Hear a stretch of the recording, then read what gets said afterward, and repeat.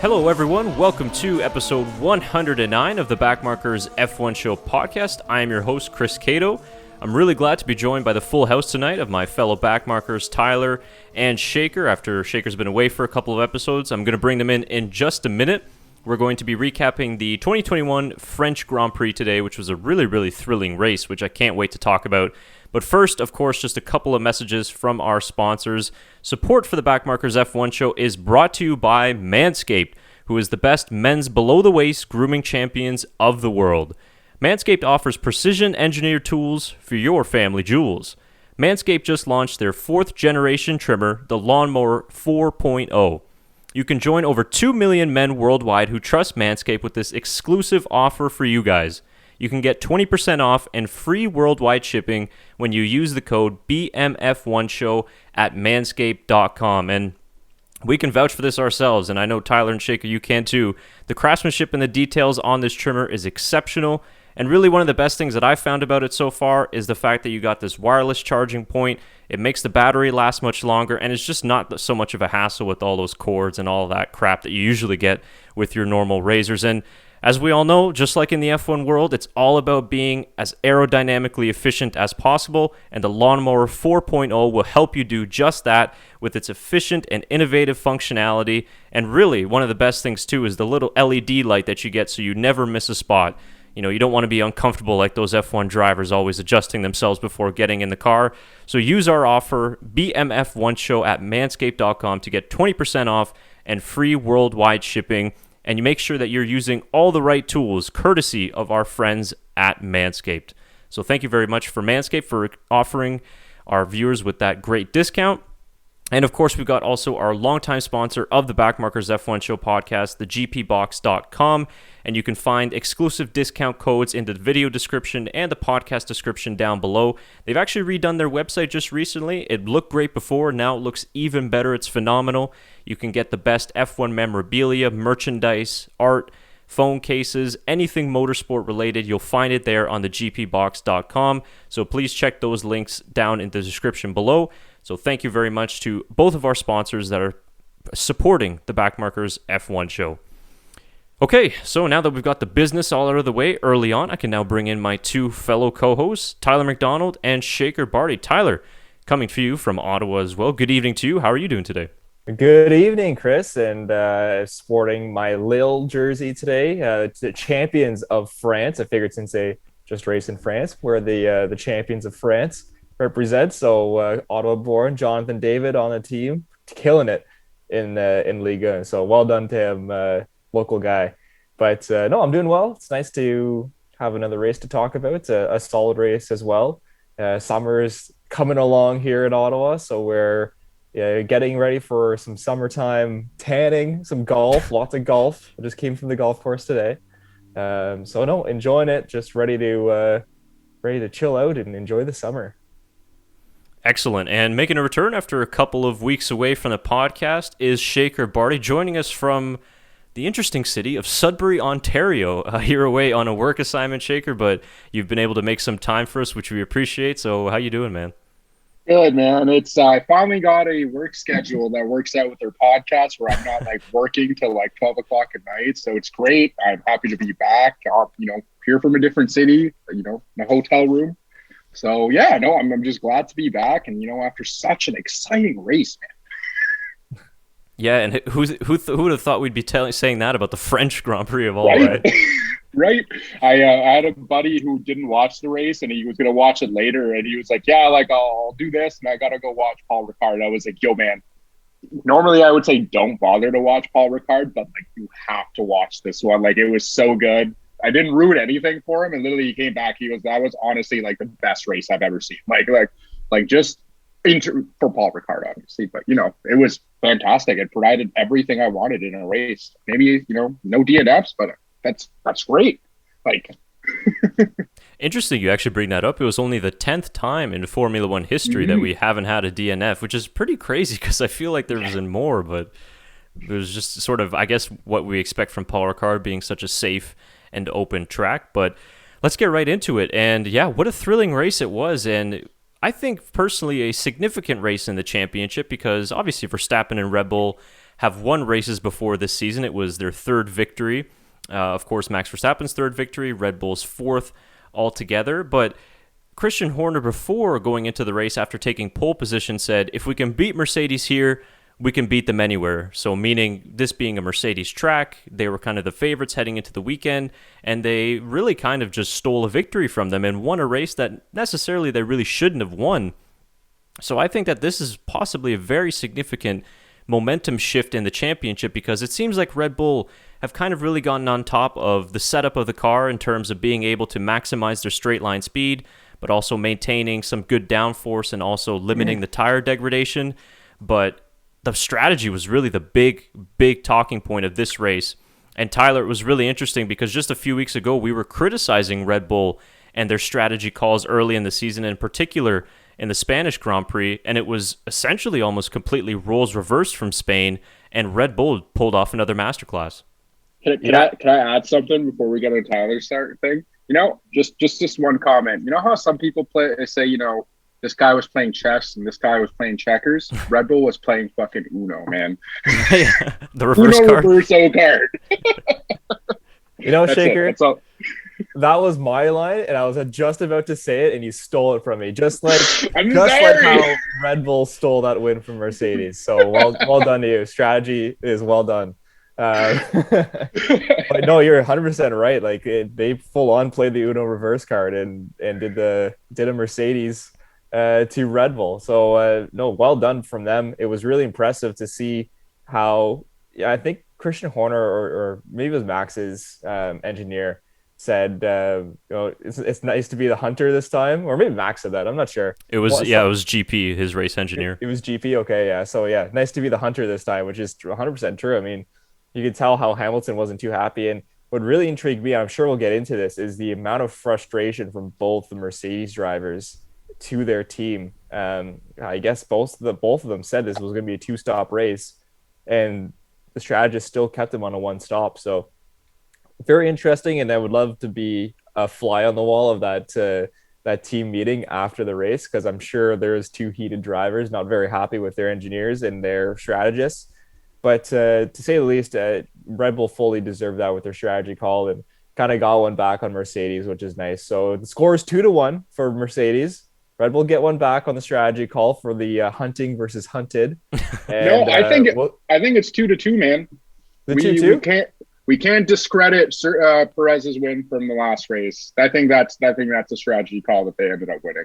Okay. Because Max was gonna win anyways, but because of the car thing.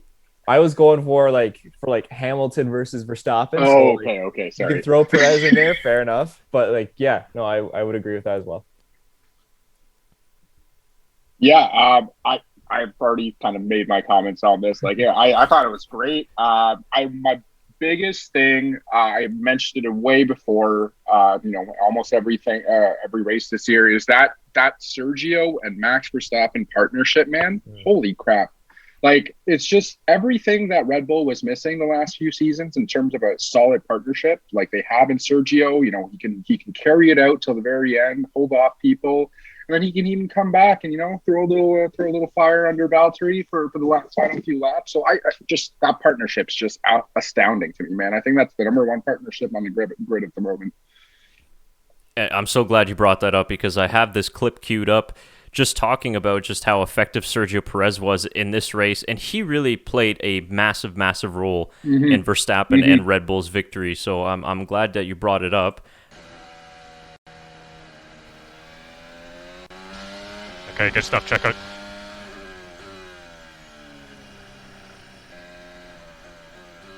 Tell him to push. Let's get them. Yeah, the race is on. So yeah, that was just right after when Perez and then Verstappen, of course, went on the charge to go and get the both Mercedes. But yeah, like you said, Shaker, I think Perez, it just made such a big difference, because if we go back to that race in Spain and we want to do the mirror image of that race, they didn't have the Perez card in Spain to play, but they did here in France. And we thought in the beginning, Perez is struggling, but it was more just the early conditions of the race. The wind was very strong, but he was also conserving his tires because he went really long, but he just had so much performance on those worn set of tires. I mean, people are talking about Lewis Hamilton and the performance he was able to get out of his worn tires, and rightfully so, because it was very impressive. I think Perez's was even more impressive, because had he had a couple more laps, he probably would have picked off Hamilton too. So I just think that was a big, big factor, and that's why I said that this is a momentum shift of a race, because now Mercedes are feeling the pressure at tracks that normally they've dominated, and they're also feeling the pressure from 2 Red Bulls instead of 1.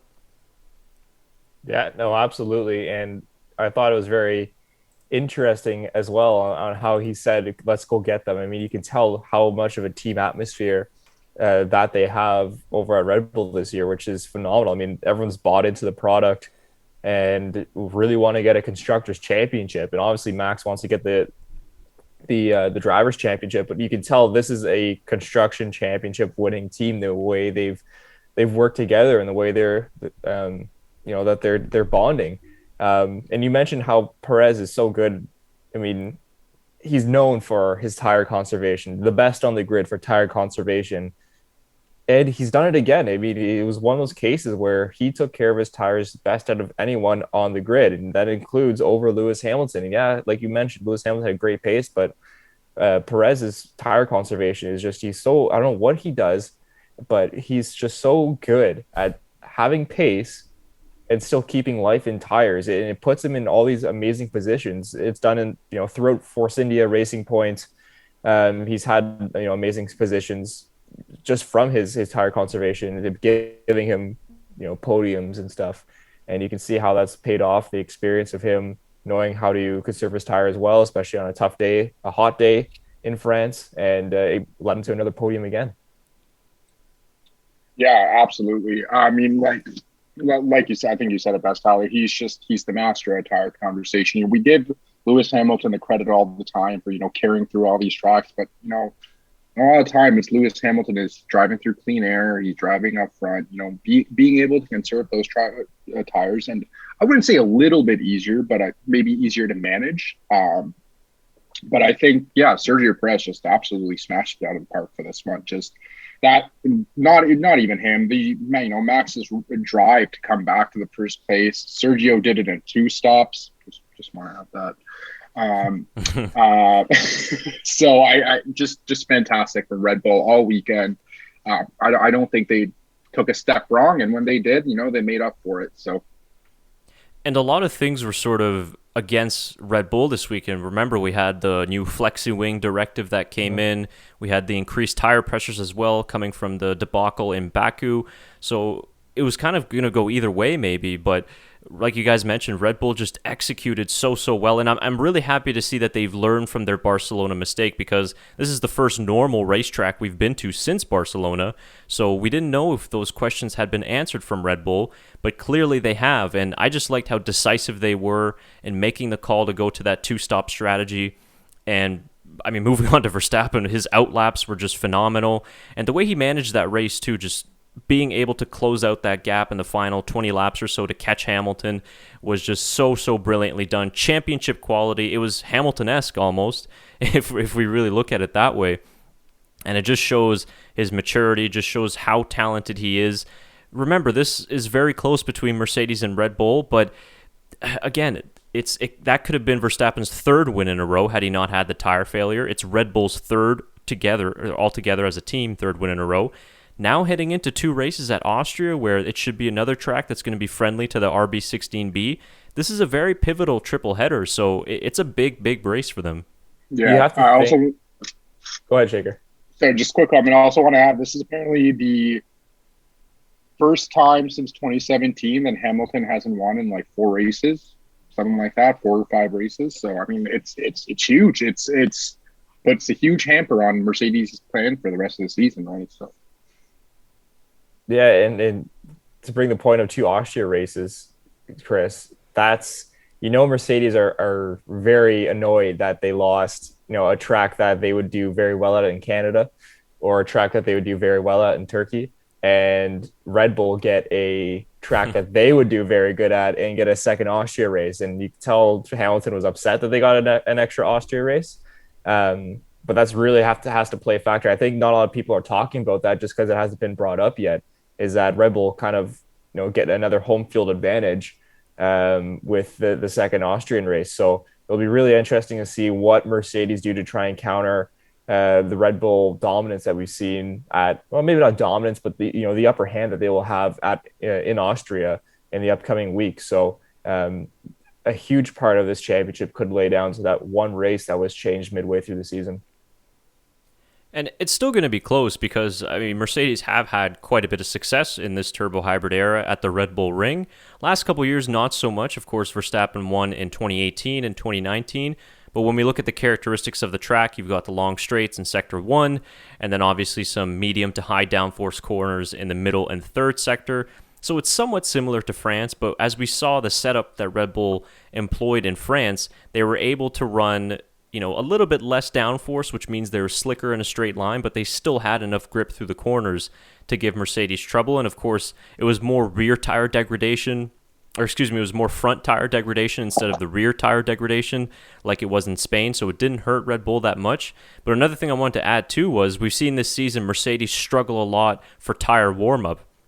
And that, in my opinion, is down to not having the DAS that they did in 2020, which people aren't talking very much about, but I think is a huge, huge factor in why Mercedes is struggling in that department. And you saw Red Bull, just especially on the hard tire, able to turn it on a lot quicker than Mercedes. So that's another big factor.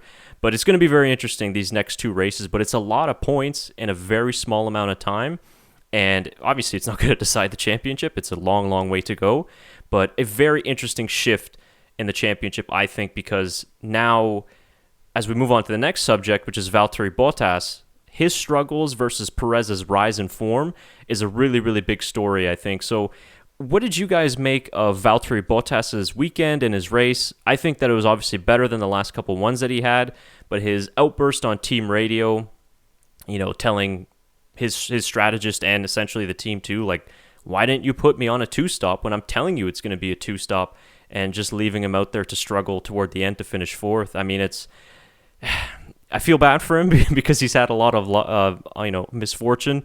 He's been on the end of some Ferrari-like strategies, and then at the other hand, he underperforms sometimes too. But I feel for Valtteri. That's just basically what I'm trying to say.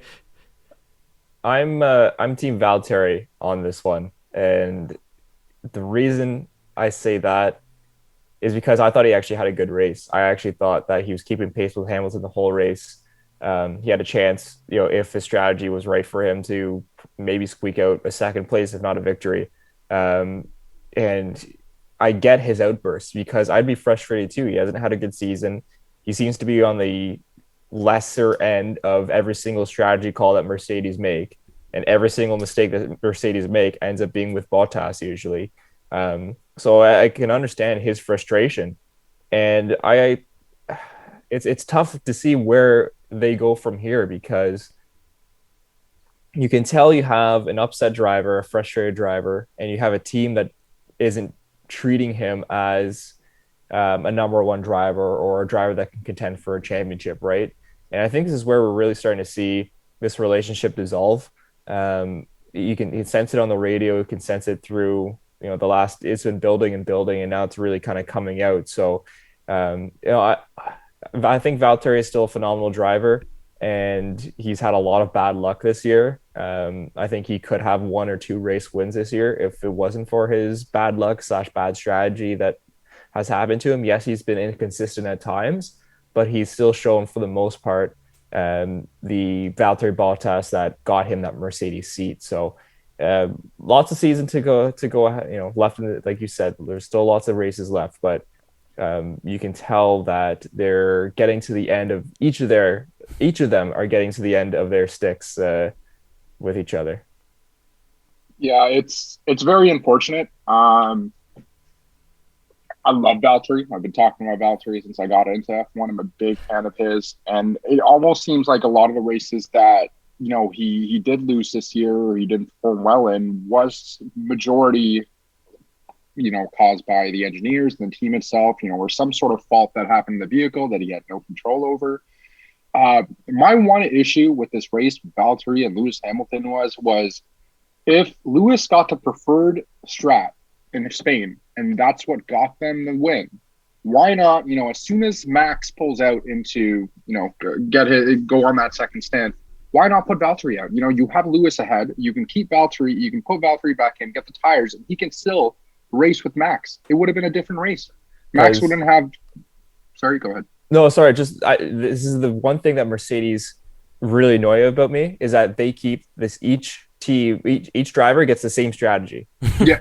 So no matter where they are, they're getting the same strategy. So in this case, how Verstappen went on a 2-stop and Perez went longer on those tires, Red Bull did their strategy with two different strategies with two different drivers. Mercedes has to do the same strategy for each driver to treat them fairly, which I don't really understand because that's what has hampered them a few times this season. Yeah, I didn't understand it. Like in the end, Mercedes is trying to get a constructors championship as well as the world championship. Lewis is already fighting for it. If they did lose this week, that loss would have secured that they weren't going to be first in constructors for another couple of weeks. So why not try a different strategy and see what happens? You could have competed with Max. Max might have ended up in second or third because now he doesn't have to worry about just catching up. He has to worry about fighting off Valtteri at the same time. So I think it would have been a slightly different race. But yeah, why is he not getting some of those calls when he's showing that he's better? In the first half of that race, Valtteri looked like he was overperforming that car. Like he was carrying it through, keeping up with Hamilton. The only reason I feel like he stopped and backed up was because he wasn't getting clean air, or probably a call from the strategist to be like, hey, let Lewis do this one. So it's a tough call. It's unfortunate. I really hope Valtteri is at Mercedes or some other team next year, because he is a fantastic driver, hindered by a team that's not letting him succeed. He's kind of gotten the Kimi Räikkönen treatment in his final years at Ferrari. Right? I mean, just when you guys were talking there, one of the things that popped in my head was Silverstone 2018 when he got the penalty for hitting Hamilton, and he was, talking with the team saying, hey, we should serve it now, or whatever the case was. And he heard something in the background from one of the other engineers, and he's like, oh, so what? I'm not allowed to think now? Okay, fine. It was kind of like that with Valtteri in this race, which is like, why don't you guys ever listen to what I have? I think it was a race last year when he's like, put me opposite to Lewis, and they put him on the exact same tire when he came in. So I agree with what you guys say too. I think some of the criticism in the last few races was harsh, because he's had 3 DNFs this year, 2 of which weren't his fault at all. I mean, you could throw Imola in there as well. Okay, fine. His pace wasn't there, which is why he was in that position, but regardless, wasn't his fault. And it's hurt them in the constructor standings, because when you look at the championship right now, Red Bull are leading 215 points to Mercedes' 178. So it's kind of a big hurt for them. And of course, for Valtteri in the championship too, he's only 5th in the driver's standings, behind the likes of Lando Norris. And then of course, Perez extended his lead for 3rd in the championship. So he's had a tough year. A lot of rumors circulating that George Russell will be in at Mercedes for 2022, which I think they should keep Valtteri just because the partnership has worked so well with Lewis Hamilton in the last couple of years. And yes, we understand he's not as great as a driver as Lewis Hamilton. We saw in this race in particular, he's not as kind to the tires as somebody like Hamilton is, but like Shaker said, he's still a phenomenal driver, and he's been able to beat Lewis a lot of times in this turbo hybrid era, which is something pretty impressive. So yeah, I feel bad for the guy. One other driver to do it who's still on the grid. So, I mean, like, it's the fact that, we compare Valtteri Bottas to Lewis Hamilton all the time, which I don't think is a comparison. Lewis Hamilton is a world championship winner, and Valtteri could also be a world championship winner if he wasn't compared to his, partnership, his partner, right, every single race. I would love to see Valtteri succeed and be the number 1 driver or the preferred driver in whatever team that he ends up on. But I hope to see Valtteri around for a long time in F1. I agree. Yeah, and just a great guy as well off track. So hopefully some better fortunes for him in the next couple of races. So moving on then, we have what was a surprise result actually, considering some of the early pace that they showed in the weekend, was Lando Norris in 5th place for McLaren, and then obviously his teammate Ricciardo as well in 6th, which we'll get to next. But I really want to highlight Norris because I didn't expect him to finish that high this weekend, but something I think in the race with just how teams were dealing with the higher degradation and some of the trickier conditions just worked out for McLaren. But he is the only driver in 2021 to finish every single race in the points. And he's got, hold on, I have it written down here. I believe it was 5 top 5 finishes. 6 top 5 finishes out of 7 races. Of course, to go with 2 podiums in Imola and Monaco. What is just a phenomenal weekend from Lando Norris. I mean, it was a quiet P5, but some awesome overtakes on Alonso going into turn 11, one of the trickier places to overtake on this track. Once again, he's been the driver of the year for me so far, and he's just continuing that form. Yeah, I would have to agree. Like you said, it's just a phenomenal overtake. It was really, really nice to watch. And him and Ricciardo had a nice little battle too, which was nice to see. But he's been, like you said, lights out throughout this whole season. And I mean, if McLaren get their car up to, top tier level with Red Bull and Mercedes next year, I mean, watch out. I mean, he's on a mission. It could be very, very interesting. And Daniel Ricciardo the same way. I mean, we've seen how he's groomed very well into that McLaren car now, and he's racing like he's comfortable with the McLaren car, which he wasn't clearly earlier in the season. But it takes time, and you can tell that now he's definitely very comfortable in that McLaren. So it's awesome to see that papaya orange up the grid and doing well once again. I want to see how the development goes for the rest of the season with them, because there is a clear gap to Red Bull and Mercedes. And I know they don't want to improve the car that much for this year and focus on next year's car, but they have a real shot at securing number 3 in the constructor standings and really getting a push to have, multiple podiums for the rest of the season. And I just wonder how they're going to approach that, because they have to take advantage of having such a great car this year, as well as trying to balance preparing for next year. Yeah, I agree, Tyler. Like the pace that they're setting is quite incredible from what we've seen in the last few seasons. Yeah, I think there is a big gap to Red Bull for sure. What I do really like about them is I think they're next to Red Bull and, their team strats and everything. I feel like they're one of the few teams who want both their drivers to finish for those points. They're not concerned about the one driver. The partnership between them has looked really good. Daniel Ricciardo, like you said, looks like he's improved quite a lot in that car. And it seems like, they like to drive with each other. They were driving side by side for half this race and, going up and down, taking over, somebody was ahead, the other person was ahead. So it's really nice to see that kind of rivalry / like partnership, because, they're both racing to be the one ahead, so it's a nice little rivalry that they have going. The young gun versus, Daniel Ricciardo, who's a little bit, I think he's one of the oldest on the grid next to Lewis Hamilton.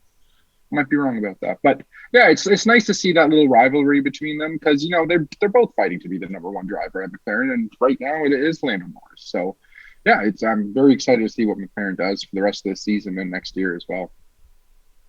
It's funny that you say he's one of the older guys on the grid now, because I think he's only like 30 or 29 or 30. But no, man, he was 30 in the first season of Drive to Survive.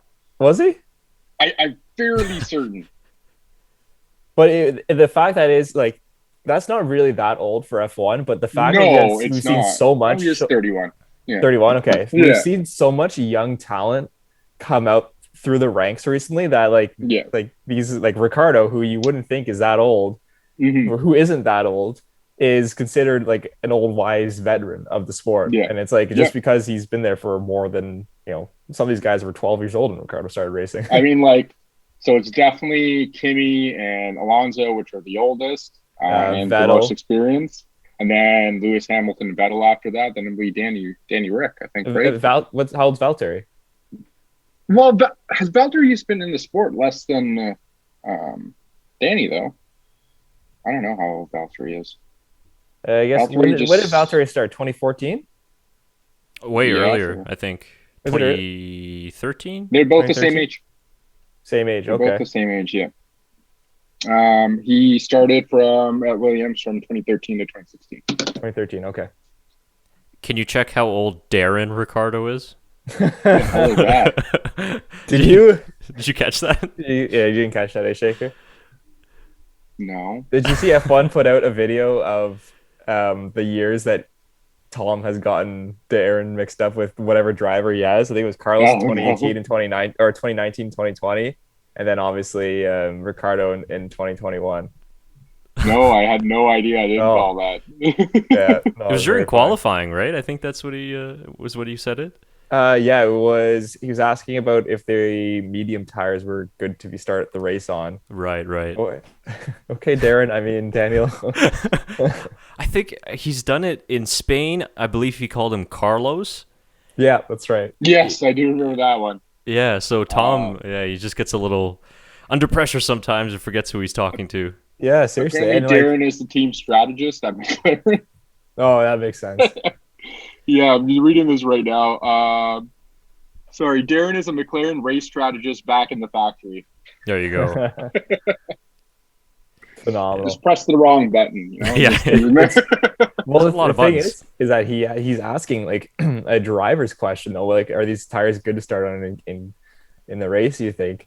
So I don't know. Like even when 2019 and 2020, it's too bad Daniel didn't give a Carlos reaction to it and be like, "Okay, Tom, this is Darren." Like, Yeah. it was just. I think it was very mute. Yeah, for sure. Well, it seems like there was a lot of audio issues in this race. Like Lewis Hamilton had it, Max had it. I heard it a few times with other drivers as well, but it seems like there was a lot of audio issues in that race. Yeah, Max had it bad. Yeah, a lot of radio interference. Mm-hmm. Yeah, it was weird. Oh, yeah. Nonetheless, though, good race for Ricciardo, and it looked like Ricciardo of old when he sent it down the inside on Alonso and a couple other overtakes. So it's nice to see, and hopefully some of these more permanent tracks. I think the triple header will help a driver like Ricciardo just being able to get more reps in the car. So that was good. And then obviously, relevant to McLaren and a big weekend for them in the championship after a couple of weeks, of course, of Ferrari taking some pole positions and looking good on form. Ferrari just had an awful weekend, and their tires just fell off a mountain cliff when it came to the race. Leclerc was way down the field. Carlos Sainz out of the points as well. And now McLaren have jumped Ferrari for third in the Constructors, 110 points to Ferrari's 94. So, yeah, just an unfortunate run of form there for Ferrari. It caught a lot of teams out with the higher tire degradations and the hotter track temperatures, so maybe the new Pirelli directives just didn't help Ferrari at all, but a big blow to them in their championship after a couple of decent weekends. Yeah, it really was, and you could tell literally a blow. Right. You could tell how disappointed Charles was too. I mean, he's like I don't know if you listened to his post-race radio. Yeah. But he was saying just how bad that car was on mediums. He's like, oh, the hards were not bad. But he's like, it was impossible on the mediums, which is not good. Considering that, we have Austria coming up next, which, like you said, is, has similar downforce requirements, and, medium high downforce corners as well. So concern for Ferrari, which is really interesting. They seem to be either on it or they're not even close to like what their potential could be. So yeah, we'll see how Ferrari go. Yeah, I think you said it best, Tyler. Like they're either on for the weekend or they're not. Like there's no mid ground for Ferrari at the moment. Like they can't just get both cars in the top 10. It's either one or the other, or they're both the cars are driving really well. Which is weird. Like it seems like they can't quite get the right modes or whatever it is in their car to suit the track. Where it's weird. It's very weird. Well, it's like very anti-Ferrari. Like usually they're good at that stuff, but like this year they're good at low speed, chassis using corners, which is why they're so good. At Monaco and stuff, and I don't know what other tracks will have that on the grid this year. Abu Dhabi, which we'll have to talk about Abu Dhabi later, because they changed their track layout. But what other? I don't know. I'm trying to think of what else low, like Russia. They might be good at Russia. Yeah, big straight though, so it's a Yeah. good test of the power unit. I'm not sure, and like you guys mentioned, their inconsistency in that regard is good news for McLaren, because McLaren have always sort of kept I mean, you could see Lando Norris's run of form. They don't really have those peaks and valleys. It's kind of just, either they have a good weekend or they have a really, really good weekend where they end up on the podium or something. So I think that McLaren still kind of look like the favorites there for third place, and yeah, those two pole positions were just kind of maybe obviously very track specific as we saw. So yeah, that was a big hit for them in the championship. Now, yeah, we got just a couple of other things to get to as we wrap up the show. That some of it's actually not related to the French Grand Prix, but I wanted to say that my driver of the day, the one I would have voted for personally, obviously Verstappen was brilliant, Sergio Perez was great, but I would give it to Lance Stroll. Starting P19 on the grid after getting knocked out in Q1, of course, with the red. funny enough that we got red flags in the most wide open track on the calendar. Anyways, I thought he did a very, very good race. Both Aston Martins actually were very good on that hard tire, and they were going with the no stop strategy. They probably could have finished the race if it wasn't for mandatory pit stops. But I think Stroll just carved his way through the field really, really nicely to finish P10. Very good racecraft, was on top of the AMR 21, and the strategy was good. Aston Martin continuing a good run of form here, collecting some more points. Wasn't a lot, obviously, with Vettel and P9, but still, I think overall, considering that they were expecting to struggle more, they finished ahead of Alpine, who struggled, and or at least Esteban Ocon. So I think it was just a very, very solid drive for Lance Stroll after it was a difficult Saturday for him. Yeah, I would agree too, Chris. And I was like, Aston Martin did have a very solid weekend in terms of recovery drives. Really, they didn't look good at the start of in practice and qualifying. Also, they had their issues, but racecraft was very good. And like you mentioned, with the hard tires, they went very long on those and showed that they have good degradation skills on that car, which is awesome to see that they're starting to kind of figure out their car a little bit more to suit whatever track they'll be going at. So awesome from Aston, like you mentioned, and a good drive from Lance Stroll. Driver of the day, that's a tough one. I don't know. I might give it to Lewis, honestly, which is kind of sad, but it's good. Like I like your Lance Stroll, hit there. Mine is Yuki Tsunoda. He started from the pit, came in 13th place. So, Good run too. Yeah, good point. He's got to calm down a little bit during qualifying, but other than that, he's shaking that AlphaTauri butt too much. Oh my God, that was crazy. That's crazy to see how much that. I mean, how did that not shake something to shreds? I mean, it was crazy how much that car was moving.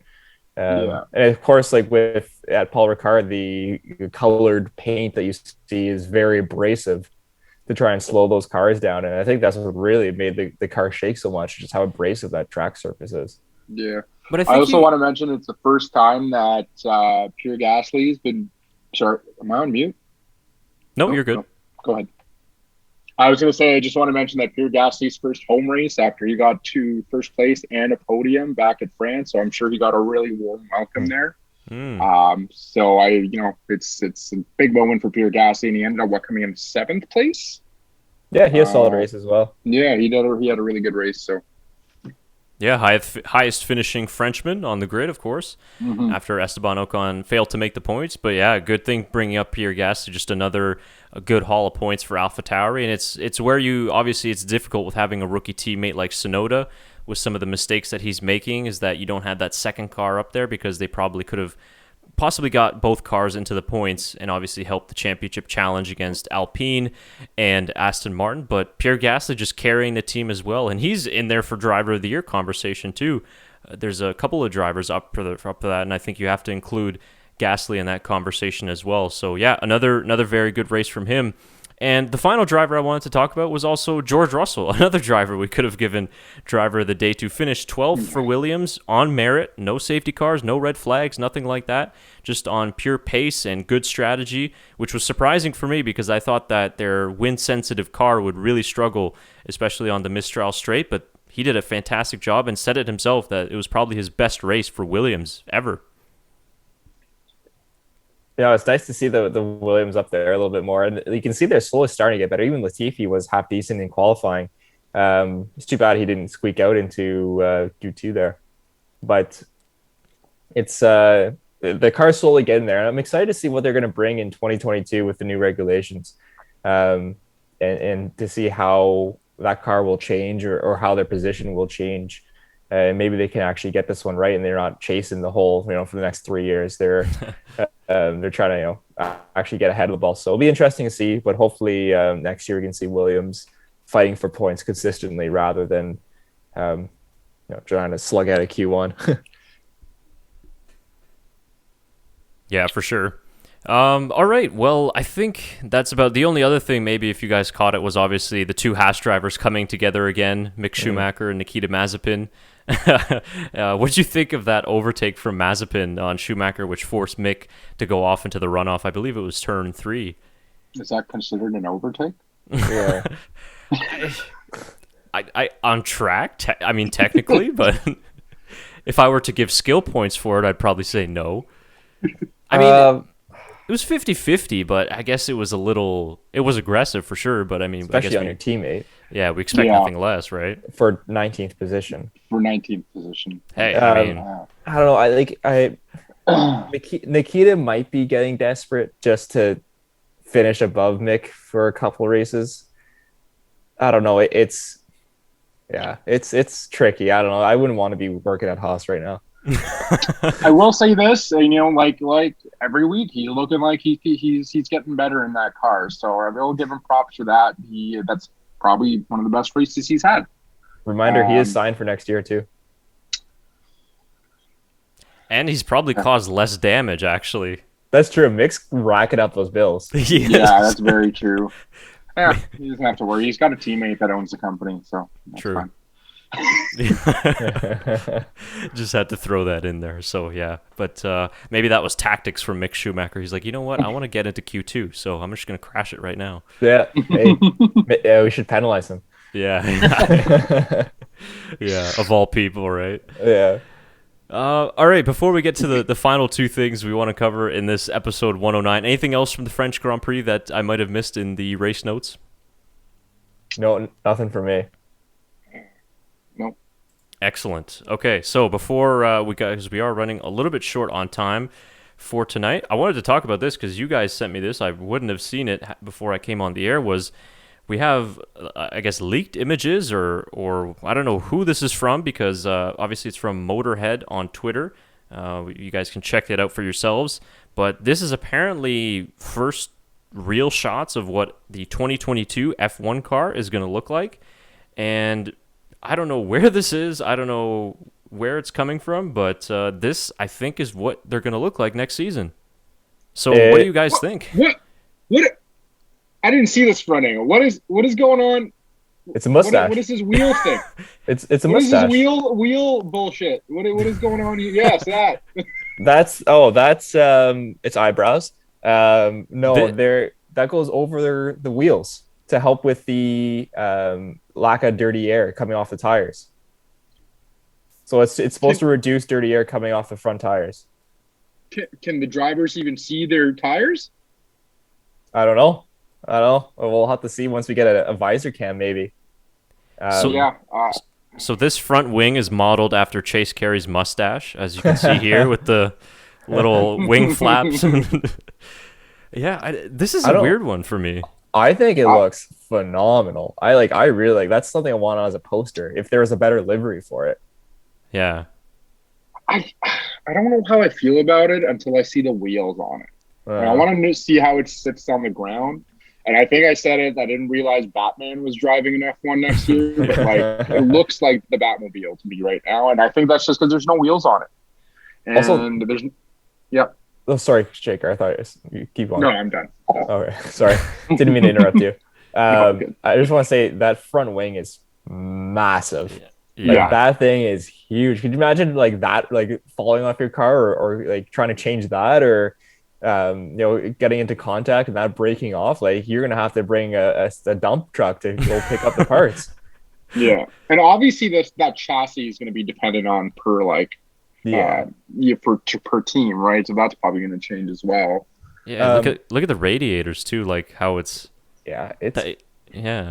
It's really interesting. I know I was mentioning this to you guys before we started the podcast, but maybe some of our viewers and listeners will know and they can tell us. But I'm curious about the DRS. Is there DRS in 2022? And I know we should probably know this as a podcast, but I really couldn't find anything on it.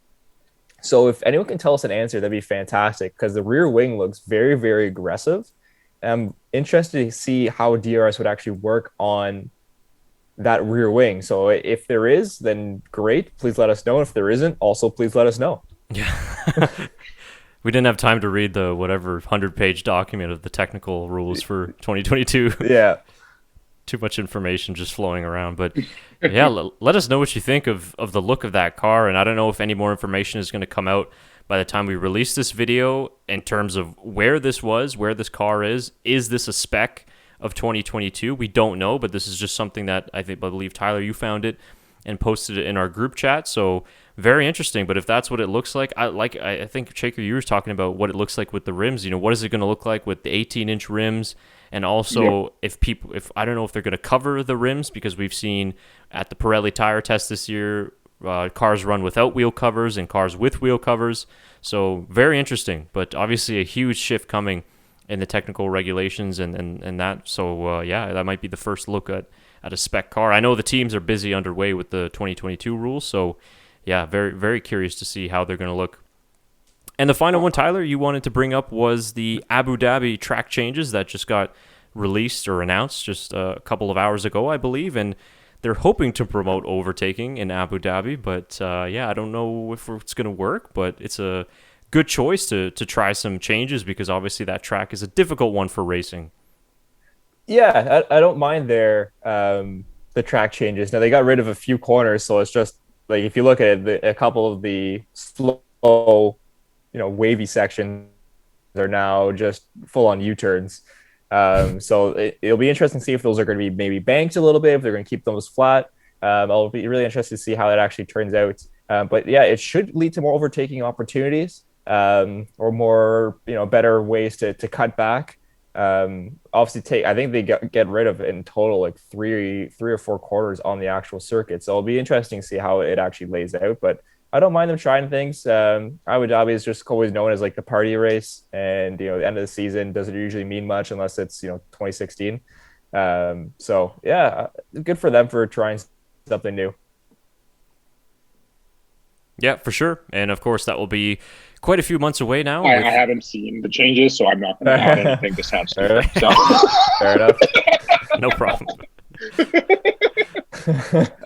We'll revisit when we get there. Yeah.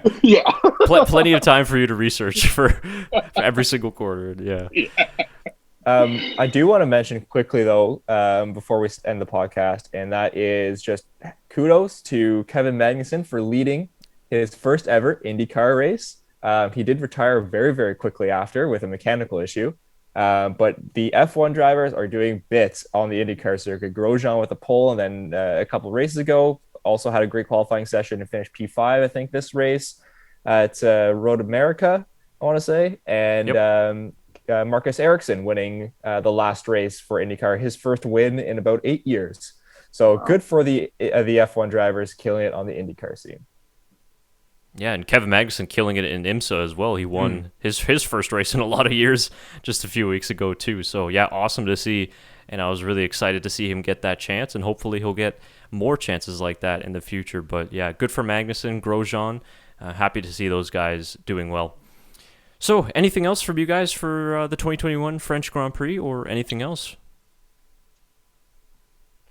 I think that's it. Zoom.